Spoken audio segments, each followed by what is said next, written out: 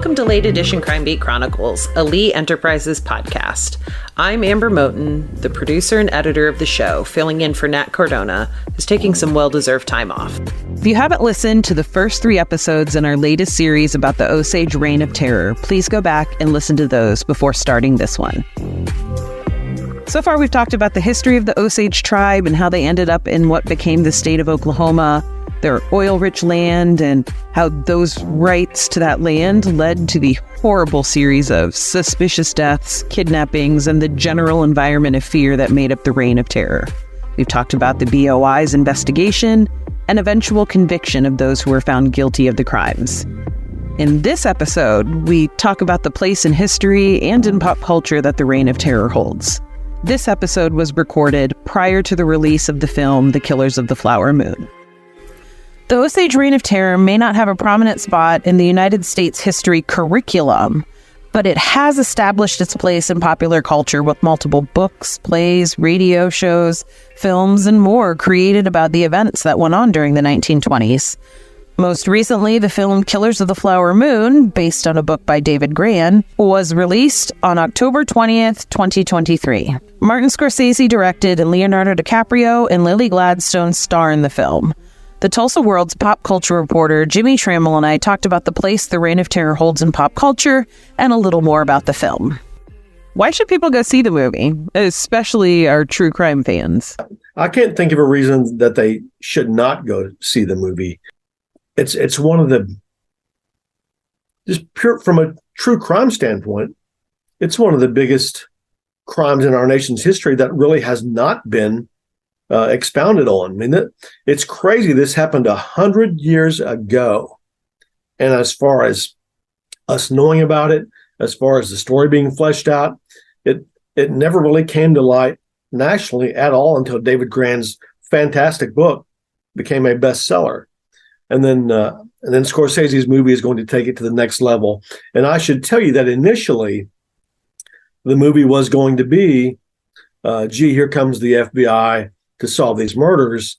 And then Scorsese, DiCaprio, I think they had huddled and decided to pivot. And no, this movie is not going to be strictly about FBI coming in. It's going to be wrapped around the marriage of DiCaprio's character and Lily Gladstone's character. It's going to focus on this very personal story. And oh, by the way, we're going to wrap it in to the Osage Reign of Terror, which I think is a fantastic way of going about it. A personal story is always going to resonate more than a story of another kind. Completely agree. Everyone is giving Martin Scorsese, the director, props 100% because he didn't just come in and say, gee, I've adopted this book, we're going to make a movie. At every step along the way, he has incorporated and involved and consulted the Osage people, where, it's their story. They were impacted. They should have a say in this. And so, their language, their costumes, everything about their way of life is portrayed authentically in this film. It's not an outsider coming in and saying, to heck with that, we'll do it my way. You're going to see it portrayed legitimately. You did profile Julie O'Keefe, who was a wardrobe consultant on the film. Can you tell us a little bit about her background, and why she was important to the portrayal of the Osages in the movie? Yeah, Julie O'Keefe, who has had some costume shops, but her resume is far more extensive than having a costume shop. She was enlisted to be an Osage costume consultant on the film. And so they used pictures from back in the day and other reference to really make sure the people you see in the film dressed in the way they were, in the 1920s, 100 years ago. And it's another example of Martin Scorsese and his team just taking every measure possible to make sure the Osage, what you see on the screen, is authentic. Martin Scorsese even said, it was Chief Standing Bear with the Osage, who said at the premiere in France that some of the actors on the screen are speaking Osage as well as some of the Osage Nation members. I love that we've come so far from, having Italian actors playing natives to respecting the history, the people, and the living history that's going on.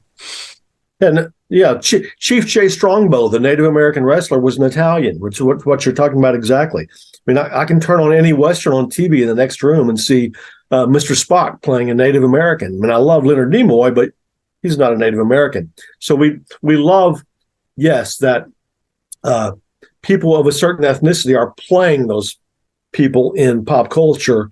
No better example of this than Reservation Dogs, the television series that wrapped up a 3-year run and was shot in Oklahoma as well. I grew up in small town Oklahoma in primarily a Cherokee community. And the people I saw in Reservation Dogs, I look at them and think, I grew up exactly with these people. Especially with everything else going on in the world, it's just great to see the respect to culture being given. Well, and typically how Native Americans have been portrayed in movie and TV is John Wayne is shooting at them, and that's it. I mean, I have many Native friends, but I had one Native friend tell me, like, hey, when I was young, I would watch cowboy and Indian movies and root for the cowboys. How crazy is that? And he's Native because, that's the story being told, and you buy in. But I mean, it's so important now that we can see the Native American not as a stereotype, but just as a human being, as someone who you don't have to tell a Native story per se. You can tell a human being story. And oh, by the way, they happen to be Native. I know you talked about it a little bit, but what kind of reactions have you heard or seen from Julie and the other Osages? They had an Osage Nation premiere in Tulsa for only the Osage and people who took part in the film. And kind of a takeaway was very powerful, very emotional, glad to see this story being brought to light, but also it's a lot to wrap your head around because, I mean, if you were in the movie in that premiere in Tulsa, you're probably sitting with people whose grandfather died as a result of these murders. So it's a lot to process, a lot to wrap your head around. Did anybody express any discomfort about participating in the movie? I mean, you mentioned that some of the people who were there, they might have had grandparents who were, their lives were taken because of all of this. Were there people who might have been reticent at first to participate? Well, because of history, you couldn't blame anyone for being a little tread cautiously. But I think Martin Scorsese got rid of all that wariness early on because he met with the Osages right away before they started filming and made it clear that the Osage people will be treated respectfully. I think this movie is going to create a lot of opportunities for the Osage, and as other films go out forward, we've seen Native representation in the Great Prey Predator movie last year. Many of the people who were extras or worked on Killers of the Flower Moon now have an opportunity to go on, maybe work on some other things. Oklahoma has a pretty rich film history. You wouldn't think, but they do. Like The Outsiders was filmed here in '82 that launched the careers of Matt Dillon, Patrick Swayze, Rob Lowe, Tom Cruise, C. Tommy Tao, Ralph Macchio, all those guys. And in fact, the exact county where Killers of the Flower Moon was filmed was where August Osage County was filmed 10 years ago. But by far, I mean, this figures to be the biggest blockbuster film ever shot on Oklahoma soil. And I think everyone is just happy that instead of going to California and on some soundstage, Martin Scorsese brought those actors to where everything occurred so it could be as true to life as possible. We have to take a quick break, so don't go too far. The United States Border Patrol has exciting and rewarding career opportunities with the nation's largest law enforcement organization. Earn great pay with outstanding federal benefits and up to $20,000 in recruitment incentives. Learn more online at cbp.gov/careers/USBP. And of course, I caught up with Randy Krehbiel about the film, why people should see it, and how the Reign of Terror had something in common with another major criminal event that took place in the same area and at the same time period. as I understand it, Martin Scorsese shot the film in Osage County? I think the majority of it was shot there. A little bit of it was shot here in Tulsa. In fact, catty corner from our office at the federal courthouse. And I think they shot some in Guthrie, which is a town over north of Oklahoma City, and maybe a few other places. But most of it was shot there. And from everything we've heard from the Osages, he really made an effort. He and Leonardo DiCaprio made an effort to be very authentic with it in terms of the people, the language. My understanding is that the main actors, all learned some Osage so they could deliver lines in Osage. So my understanding is that it's about betrayal. The movie is about betrayal, and I think betrayal is almost always a part of crime. You're betraying someone in some way, and it's about how it focuses, I think, a lot on this one couple, and the Burkhart, who's played by Leonardo DiCaprio, his struggle with, apparently he really did care for his wife, but he also was kind of under the influence of this uncle who only cared about money and had been taught, to think only about money. And also that, Indian people were not really, they didn't really count. Right.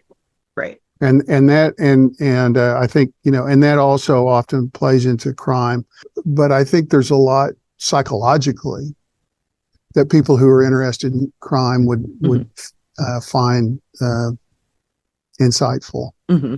I think it's a good way for us to start exploring the history that we aren't all taught. Sure, it might be Leo's face up there, but I know there are tons of times where I've gone to see movies that are based on true stories, and then I start Googling and I start reading, and, you kind of fall down that rabbit hole. Mm-hmm. Well, you hope so. And, it's, history is almost always more complicated than you can fit in. And this is a very long movie. Apparently, I'm told it's 3.5 hours long. But Scorsese. But even with that, there are things that are left out. But hopefully it piques people's attention, interest. And as you mentioned, there is just an awful lot of history that gets swept under the rug, neglected over. Yeah. That's well, I've told this I've said this a lot of times, but I think it's true, is that, history, the way the teaching of history serves two almost oppositional purposes. One is to try and create this sort of legend about the place we live and who we are, and it's all, we're all the good guys and they're all the bad guys and that sort of thing. And it's all positive. It's more about image and building community and patriotism and all that stuff. And then there's the grittier history that requires some critical thinking and shows you that, the rules tend to favor the people who make the rules. And you mentioned that you had done a lot of writing about the Tulsa Race Massacre, which was 1921, I believe? Yep. Was there overlap? I mean, obviously timing, yes, but a little bit. And one of the stories I've got talks about that a little bit. So Anna Brown was found about, I think it was 10 days before the Tulsa Race Massacre. Oh. So that was very close in time. And there are some people who show up in both stories. One of them is a guy named John Gustafson, who was the police chief of Tulsa and was removed from office. He was basically impeached and removed from office after the massacre for dereliction of duty. Well, he was also a private detective. And so at the same time, he was the chief of police and being removed from office in Tulsa. He'd been hired by Anna Brown's family to find out who killed her.